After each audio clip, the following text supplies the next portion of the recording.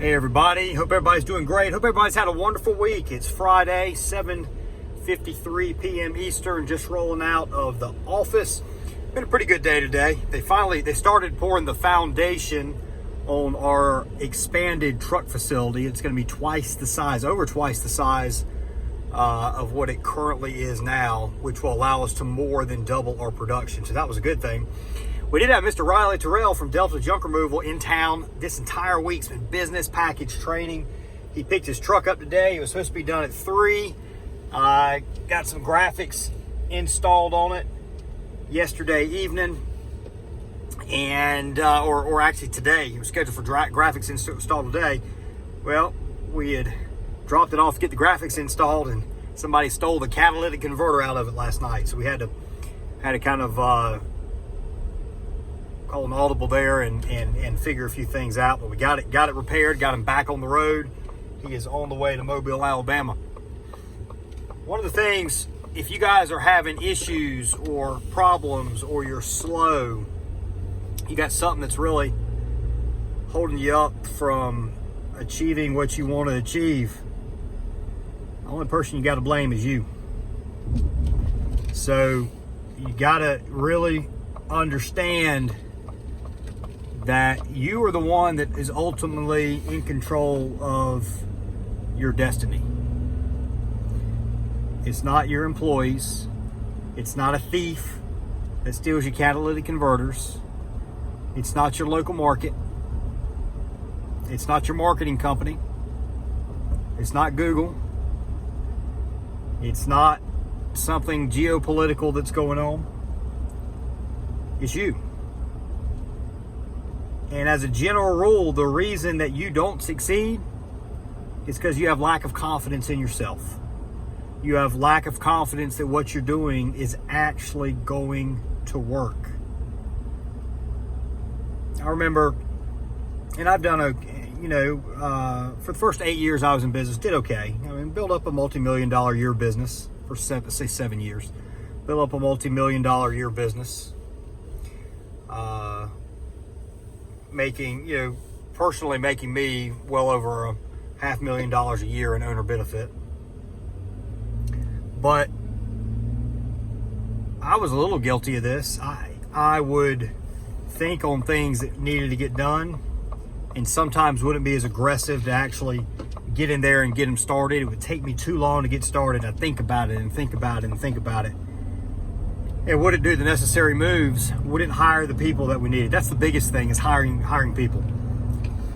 I understand now, and I don't know how to tell you guys to get this, but just to tell you the issues I had. It used to be, I still struggled to hire people. It was easy for me to hire truck team members. I knew I needed truck team members to get the work done. What was difficult for me to hire were your salespeople, your admin people, people that weren't like straight up billable hours. It was like getting resources, getting these people, and if these people are managed right and they're doing their job, then they're going to drive more revenue for you. And then it's setting clear goals and objectives and letting those people do the work, not micromanaging, not you figuring everything out, you being the hero, and then telling them what needs to get done, but telling them the objective, telling them where you want to get to, telling them the vision and the goal and the standards that you want to set as a company, and then letting them kind of figure it out while working with you and letting them execute it and get it done. That part right there is so difficult. And the entrepreneurs that can do that part are going to do extremely well. It starts with taking ownership in everything that happens to you. Every single thing that occurs to you is on you. And then the next thing is it's bearing the fear of doing what's right. I am very confident that the vast majority, probably 85% to 90% plus, the reason that entrepreneurs fail is generally because they're scared. It's lack of confidence. It's not making the big moves that are necessary for you to achieve what you need to achieve. You probably know what's right. but you second guess it. You change strategy all the time. Sometimes a strategy change is needed. Sometimes you've legitimately found a better way. A lot of times you determine a course of action and what you need to do, and then you don't actually execute it. So part of this is not making decisions way too fast. Some entrepreneurs are guilty of that. You hear something that sounds really neat. You see something that somebody's doing that seems really cool. They seem to be really successful with it. And you want to be the hard-charging, fast decision-maker entrepreneur, and you make that change, you implement that change, and then you back out on it because you realize, well, hey, maybe this wasn't very smart. And that held me back a lot.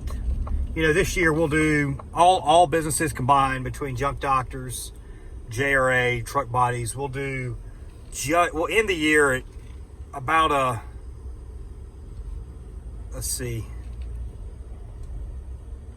about a $12 million a year run rate. We'll finish the year in sales just shy of my goal of 10 million, I think. I think we're going to come up like 9.2, 9.3. I'm going to do my best to hit that goal because we're so damn close between all the businesses combined. The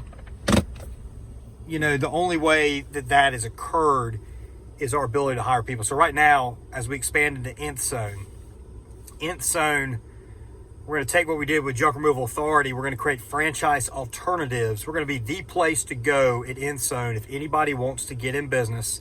They want to expand a business. They want to grow a business. They want to work with a marketing company that understands their industry. We're going to build out consultants and individual teams that specialize in many different types of scalable businesses, mainly in the home service industry. We're going to do that by partnering with successful people in those industries, kind of like take me, and we're going to work with them to develop the formula and with of success and market it out to everybody. We've hired 2 salespeople for that to get what we're going to call our master guides. We've hired additional salespeople for JRA. We've hired 2 new people in the operations end to not only keep up with incoming increased demand, but to further offer better service to our existing clients.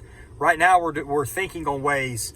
There's several different ideas. Is, hey, how do we push customer retention rate very high? Our retention rate is much higher than the average marketing company. Much, much, much higher. So how do we push that even higher?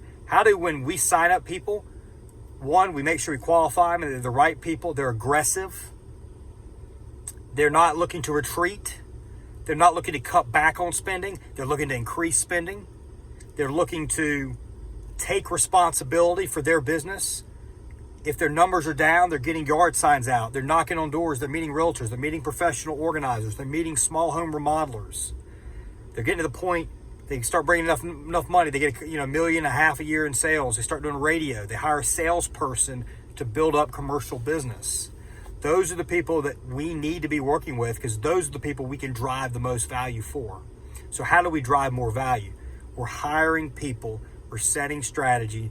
And we're not looking back when we do it. We're hiring these people without the income to pay for them necessarily right from the start. They have to come in and they have to be profitable. We're making an investment. Those are the types of moves you've got to be willing to do without looking back, without cowering. You've got to follow through on them and see what the hell happens. That's business right there. You take a little bit of a bet, a calculated one, a little bit of a bet. You spend the money, you make a decision, you spend the money, and you see what the hell happens. And that's what makes it fun. If you're going to be a person that's going to worry all the time, if you're a constant worrier, worrying in a way is okay. It's actually good. Worrying in a way as an entrepreneur is good, just so long as it doesn't freeze you and it doesn't cause you to retreat. If things aren't going well and you're being attacked and your profit and loss statement doesn't look like it needs to, and you're not getting the jobs you need to, you work harder, and you really increase your spending. You attack. You go on the offensive. You don't retreat. As soon as you start retreating in business, 95% of the time, as soon as you start retreating in business, you might as well go in and close the doors because you're on the way out. You're delaying the inevitable with very few exceptions. Very, very few exceptions. It has to be the economy is just taking a shit. And you just need to just kind of hold on best you can. But even then, you cut back expenses the best you can, but then you find ways to stay active, and you find the things you need to be spending money on to drive more revenue. So you always are on some form of the attack. If you guys do that, if you don't cower, if you take responsibility for your actions, if you think through decisions, make a decision and stick with it, you're going to do amazing things far beyond what you can imagine right now. And for those of you like me that are big thinkers, you'll actually be able to accomplish those goals. And hopefully, if this video helps and some of the stuff, helps, you'll do it a lot quicker than I have. Thank you for watching Lee Godbold, Junk Removal Authority, where we help junk removal business owners make more money and live a better life. Riley Terrell, if you're watching this video, hope you're having a safe drive back to Mobile, or you made it back successfully. It's been a pleasure to have you up here this week. Sorry about that, about 3-hour delay there, but hey, we made it happen. They threw us a curveball. We made it happen, and you're on your way down there. Thanks, guys. We'll see you next time.